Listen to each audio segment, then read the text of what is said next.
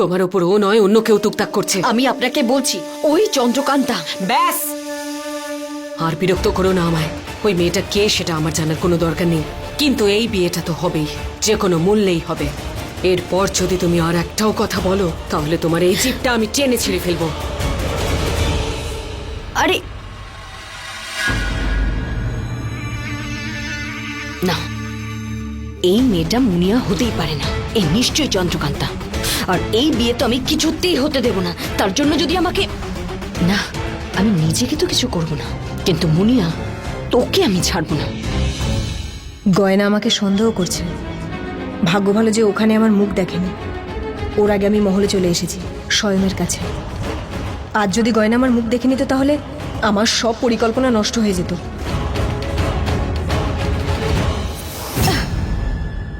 স্বয়ং, তুমি এটা কি করছো?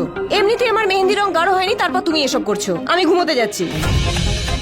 কথায় আছে ভালো ঘুম হলে মেহেন্দি রং গাঢ় হয়, তাই আমি ঘুমোতে চললাম। আরে দাঁড়াও, কোথায় যাচ্ছ তুমি? না না না, আমার পিছনে আসবে না। তুমি আমাকে ভালোবাসো না তো, তাই বিয়ের আগে আমি তোমাকে আমার মুখ দেখাবো না, এটাই তোমার শাস্তি। আরে কোথায় যাচ্ছ? শোনো শোনো, আমি তোমায় খুব ভালোবাসি।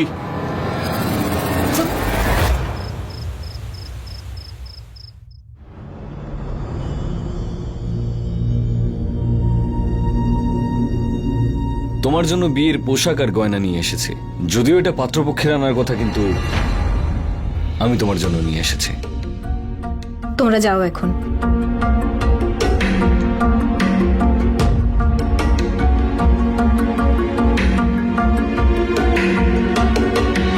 এদিকে বলছো বিয়ে করো না তুমি, আবার নিজেই বিয়ের পোশাক নিয়ে এসেছো। এখনো বলছি যে বিয়েটা করো না, সেটা বলার জন্য এগুলো নিয়ে এসেছি তোমার জন্য। বিয়ে তো আমি করবই, কারণ এটাই একমাত্র পথ ইরাবতী থেকে ওই মায়াবী অস্ত্র পাওয়ার। পরিকল্পনা কি তোমার? আমি শুধু মাঝরাতে কোথায় গিয়েছিলে চন্দ্রকান্তা? এখানেই ছিলাম। আমার কথা এখানে শোনো। ছিলে না তুমি। চোখ নামিয়ে নিচ্ছ। বলো কি লুকাচ্ছ তুমি চন্দ্রকান্তা? যদি আমি ওকে বলে দিই যে ধীরকে লুকিয়ে রেখেছি, ওকে বাঁচিয়ে রেখেছি, তাহলে ধ্রুব এটাই ভাববে যে আমি ওকে এখনো ভালো, কিন্তু ধীরকে বাঁচিয়ে রাখার কারণ তো অন্য কিছু। চন্দ্রকান্তা, এভাবে চুপ থেকো না। বলো কোথায় ছিলে তুমি মাঝরাতের পর? দেখো, আমায় সবকিছু সত্যি কথা বলো। আমি তোমাকে সাহায্য করতে চাই চন্দ্রকান্তা, আমার কথা বিশ্বাস করো। বিশ্বাস? বিশ্বাসই তো করেছিলাম একজনকে, সেই বিশ্বাসে ভেঙে দিয়েছে। আমি ধীর নই চন্দ্রকান্তা।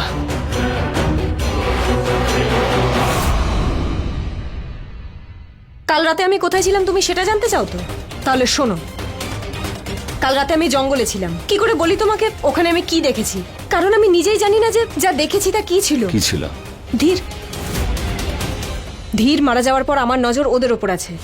এরপর আমি যাদের মারবো। ইরাবতী আর গয়না জঙ্গলের দিকে যাচ্ছিল, আর ওই জঙ্গলে বড় একটা পাহাড়ের সামনে দাঁড়িয়ে ছিল ওরা।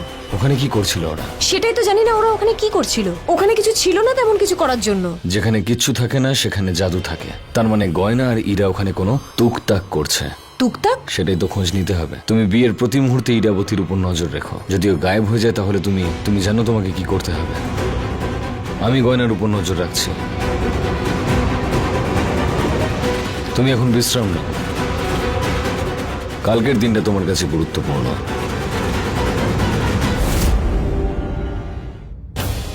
হ্যাঁ, কালকের দিনটা খুবই গুরুত্বপূর্ণ। আর এই গুরুত্বপূর্ণ দিনে এমন কিছু একটা হবে যা কেউ কখনো কল্পনাও করেনি।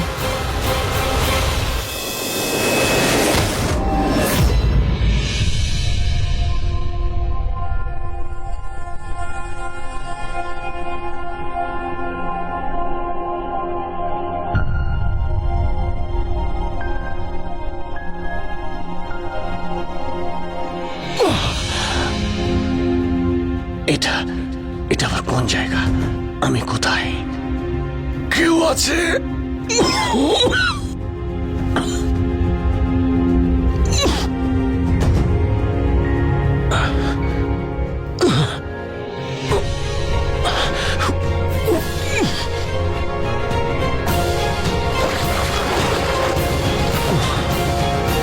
আমি মহলে ছিলাম, আমার তো ফাঁসি হচ্ছিল। তারপরে কি হলো আমার কিছু মনে পড়ছে না কেন? আমি এখানে কি করে এলাম? কে আমাকে এখানে নিয়ে এলো? ধীর, মনে করার চেষ্টা কর। তোর কিন্তু আজকাল কোনো কিছুই মনে থাকছে না। সবাই বলে চন্দ্রকান্তা বলে কেউ ছিল, যাকে নাকি আমি মেরে ফেলেছি, যার আত্মা মহলে নাকি ঘুরে বেড়ায়। কে এই চন্দ্রকান্তার? ওর সঙ্গে আমার কি সম্পর্ক ছিল? মনে কর ধীর, মনে কর, মনে কর তোর ফাঁসি হচ্ছিল।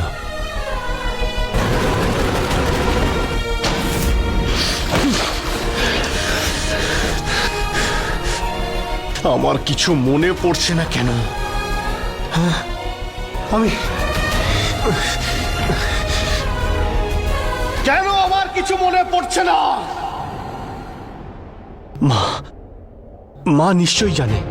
আমি বরং মাকে গিয়ে জিজ্ঞেস করি যে এই চন্দ্রকান্তা কে। মা নিশ্চয়ই সব জানে।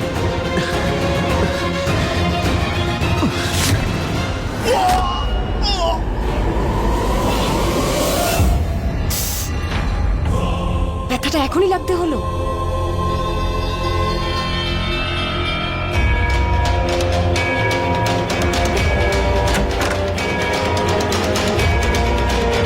কোথায় আছে ওটা? পাচ্ছি না কেন?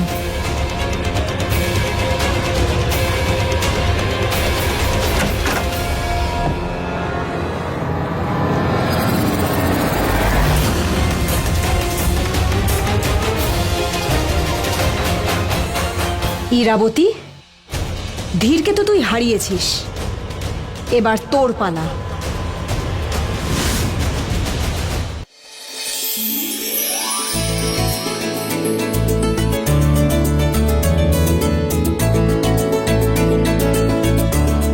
এ মায়া কুমার, এদিকে আয়। কার বিয়ে হচ্ছে? বিজয়গড়ের হবু রাজা আর রানীর। এরকম বাজেভাবে কে সাজিয়েছে? এটা কি বলছেন আপনি? এই সবকিছু আমরা জাদুর সাহায্যে সাজিয়েছি। জাদু দিয়ে সাজিয়েছি বললে হবে? আরো ভালো করে সাজাতে হবে। তুই কি চাইছিস রানীমা তোর মাথা ধর থেকে আলাদা করে দিই? সেটাই চাইছিস? হ্যাঁ, চাইছিস না তো? তাহলে বেরো এখান থেকে। এই সাজানোর কাজটা আমি করব। গয়না, ঠিক আছে? যাও। কিন্তু মহারানী তো আমাকে। এটা নে আর বেরো এখান থেকে। রানীমা তো তখনই জানতে পারবে যখন তুই তোর মুখটা খুলবি ওর সামনে। হ্যাঁ, তোর সাথীদের এখান থেকে নে আর বেরিয়ে যাও। যা। এ চলো তোমরা সবাই। আচ্ছা চলো।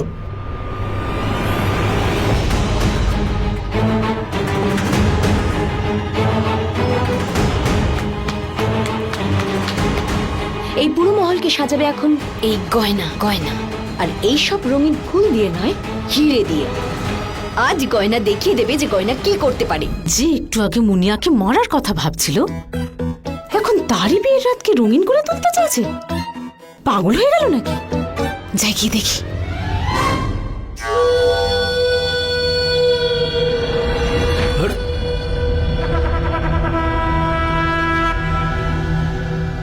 কাকে মারতে হবে? তোর খিদেকে। একজন রাক্ষসের নিজের খিদে মেটানোর জন্য এই ছুরির কি প্রয়োজন? অবশ্যই প্রয়োজন আছে। তার কারণ আমি চাই না যে বিয়ের মধ্যেখানে তোর খিদে জেগে উঠুক আর তুই আবার রাক্ষস হয়ে যা। সেই জন্যে অস্ত্রটা নে, জঙ্গলে যা, শিকার কর আর তাড়াতাড়ি ফিরে আয়। মা, বিয়ে নিয়ে আমি এত খুশি যে খিদেই নেই। খিদে আছে, কারণ তুই তবে থেকে খাসনি যবে থেকে ধীরকে আদরের ধীরের কথা মনে পড়ছে। মনে হচ্ছে এখনো তুমি ওর মৃত্যুর শোক পালন করছো। হ্যাঁ, পালন করছি, শোক পালন করছি। কারণ আজ যদি ধীর থাকতো তাহলে তোর খিদে এক্ষুনি মিটিয়ে দিত। আমার কোনো ধীরের প্রয়োজন নেই, বুঝেছো? প্রয়োজন আছে, কারণ যখন তোর খিদে পাবে আর তুই রাক্ষস হয়ে যাবি তখন তোর মানুষের প্রয়োজন পড়বে। সেই জন্য বলছি, জঙ্গলে যা আর শিকার কর। আমি তোর সঙ্গে আমার বিশ্বস্ত প্রহরীদের পাঠাচ্ছি, যা।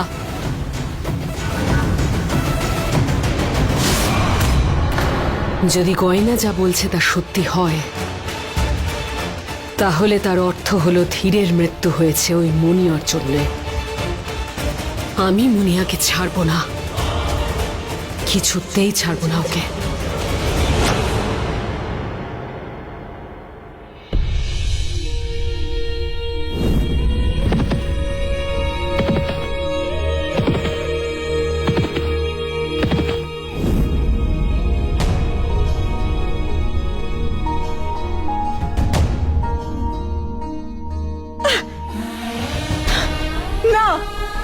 জীবনে কোনো ভালোবাসা, কোনো মমতা নেই। এখন আমার জীবনে শুধু একটাই লক্ষ্য, প্রতিশোধ।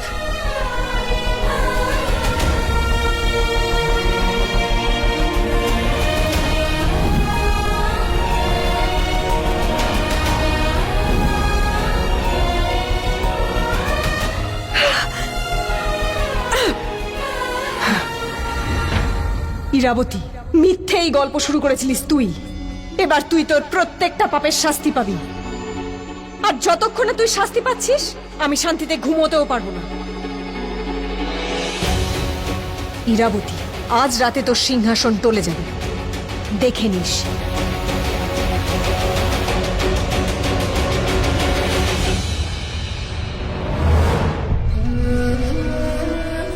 ব্যাস, তোমরা এখানেই দাঁড়াও, আর আমার সঙ্গে যাওয়ার দরকার নেই।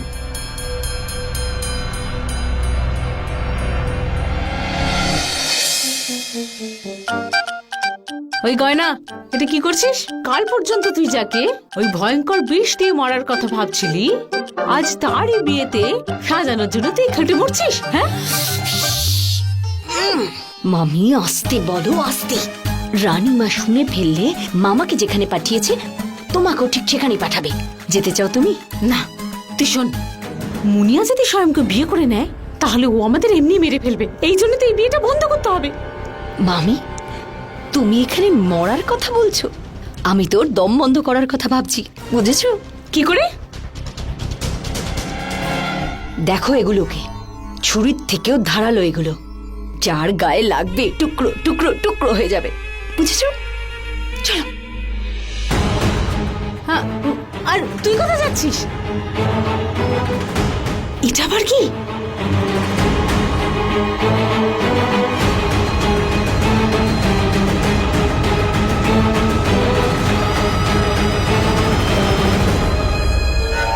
মামি, একেই বলে এক ঢিলে দুই পাখি মারা।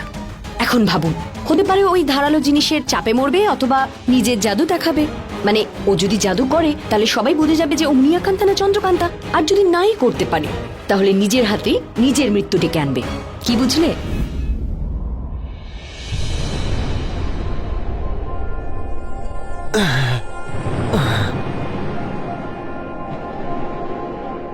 মনে হচ্ছে দরজার সামনে কেউ মায়া জাল বিছিয়ে রেখেছে, কিন্তু কে কে আমাকে এখানে বন্দি করে রেখেছে? কে?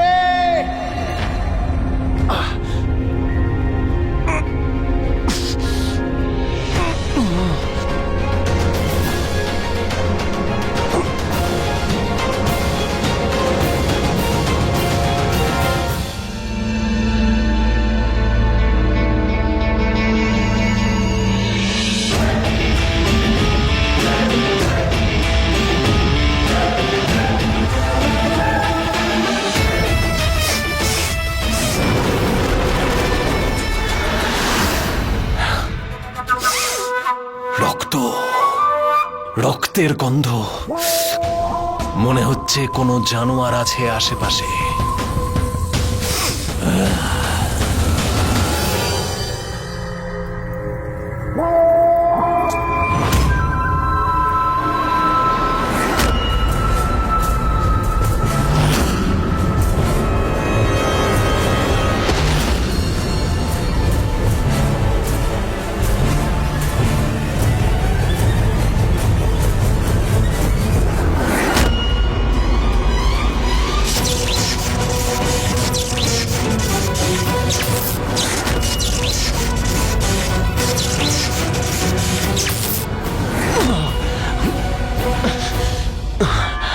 আমার মায়ের শক্তিও এখানে কাজ করছে না।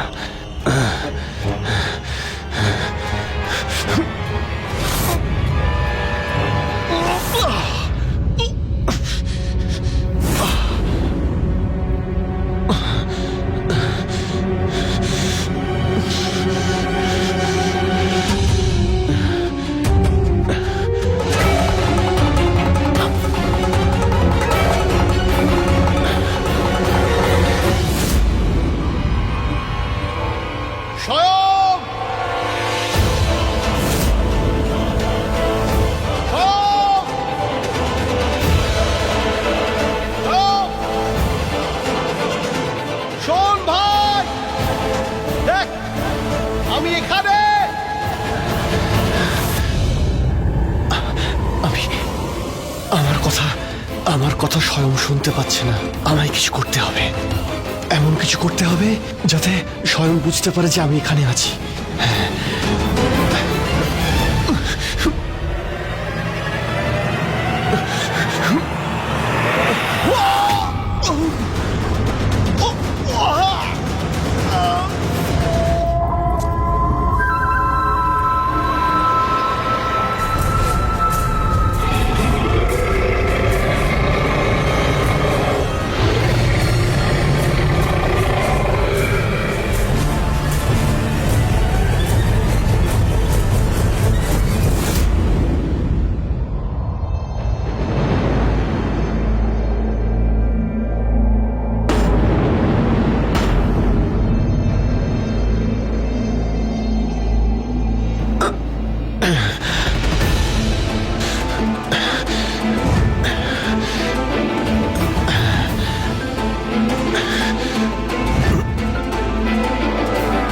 এটা তো চাঁদমণি, কিন্তু এই শক্তিও তো কোনো কাজ করছে না। ভালো করে ভেবে দেখ ধীর, এই চাঁদ, এটা চাঁদমণি ধীর। এর শক্তি সূর্যের আলোতে জাগ্রত হবে না, চাঁদের আলোতে জাগ্রত হবে। আমায় চাঁদ ওঠা অব্দি অপেক্ষা করতে হবে।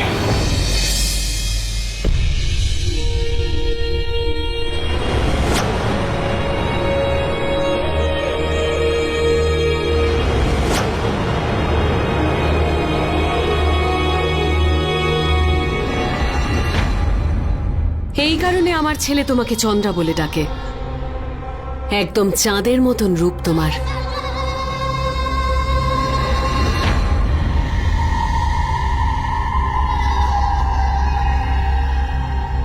কারোর যেন নজর না লাগে। নজর থেকে বাঁচাতে গিয়ে আপনার এই টুকটাক, না মানে বলতে চাইছি আপনার এই কাজলের টিপ বাঁচাতে পারবে না।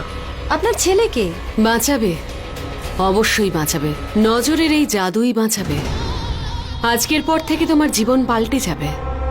হ্যাঁ রানীমা, আজকের পর শুধু আমার নয়, আপনারও জীবন পাল্টে যাবে। শুধু এটুকু ভেবে নিন, আজকে রাতে একটা জীবন শেষ হয়ে যাবে।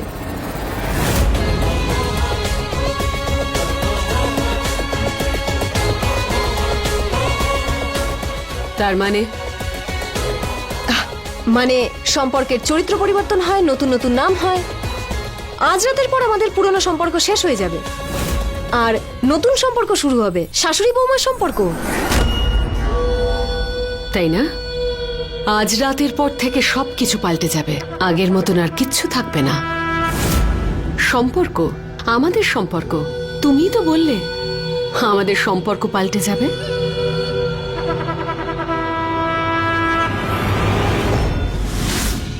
হ্যাঁ, আজ রাতে বুকে ছুরি চলবে। চোখ বড় বড় করে শুধু দেখবি। আজ এমন এক রাত আসবে যা তুই শুধু বেঁচে থেকেই নয়, মারা যাওয়ার পরেও মনে রাখবি।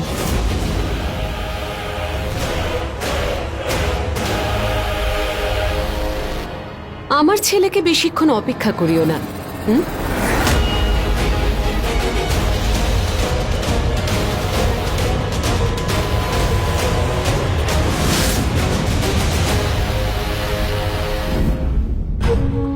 এই নাও, কাজ যেন ঠিকঠাক ভাবে হয়ে যায়।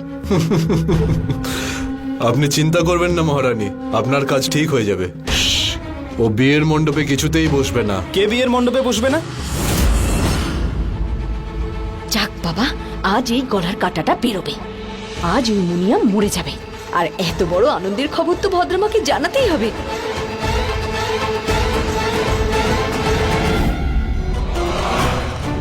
গয়না, আজ তুমি নিজে আমায় সেই পথে নিয়ে যাবে যেটা ইরাবতী আর তুমি এই জঙ্গলে লুকিয়ে রেখেছ। তুমি যাও। কি লুকোচ্ছ মা? চুপ কর, কালা আর অন্ধ হয়ে যা। তুই কিছু দেখিসনি আর কিছু শুনিসনি, কাউকে কিচ্ছু বলার দরকার নেই, বুঝেছিস? যা এখান থেকে, যা। মা তো না একটা শয়তান, কখনো শাড়ি পরায়, কখনো কালা অন্ধ বানায়, কিন্তু কিছুই বলতে চায় না। ওই গয়নার মতো ওর পরিকল্পনাগুলো একেবারে ভুলভাল, কোনো কাজের নয়। পরিকল্পনা তো আমার কাজ করবে, ওই ইরাপতির ছেলে স্বয়ংকে বিয়ে করে মুনিয়াকে কিছুতেই এখানকার রাজরানী হতে দেব না। না চন্দ্রকান্তা, দেখিস না ওদিকে, ভুলে যা নিজের অতীতকে, ভবিষ্যতের কথা ভাব। আজ রাতে ইরাবতী তার কর্মের ফল পাবে।